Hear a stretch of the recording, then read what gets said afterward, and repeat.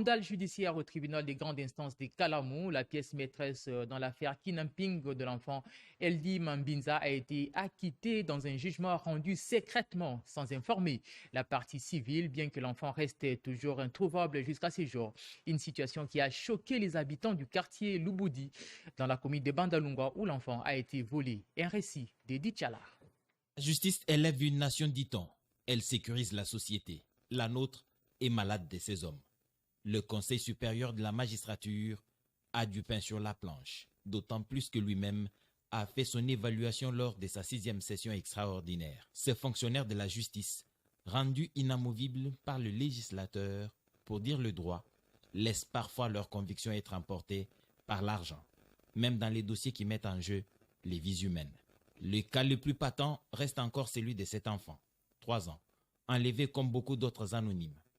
La plaidoirie étant terminée, la cause prise en délibéré, les jugements étaient rendus dans le délai de la loi, le 9 août dernier. La pièce maîtresse de cet enlèvement, Esther Mbembe, est libre. Une liberté qui menace au passage d'autres gosses, devenus une marchandise à vil prix. Ce sont les habitants du quartier choqués, représentant le peuple au nom duquel la justice est rendue, qui ont alarmé les parties civiles et le ministère public. Donc, on a condamné 2 prévenus, M.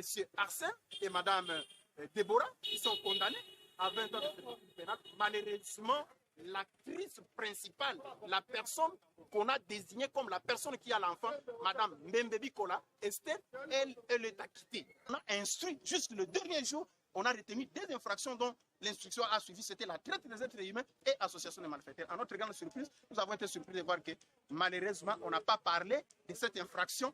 Elle a été disqualifiée. C'est seulement dans les jugements nous voyons, mais dans l'instruction, on n'a jamais fait allusion à ça. L'appel est interjeté et l'on pense que le second degré dira le bon droit, mais plus l'enfant sera retrouvé.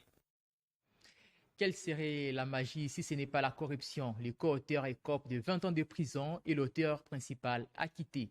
Jusqu'à quand la justice congolaise ne cessera-t-elle de nous surprendre? Autre chose à présent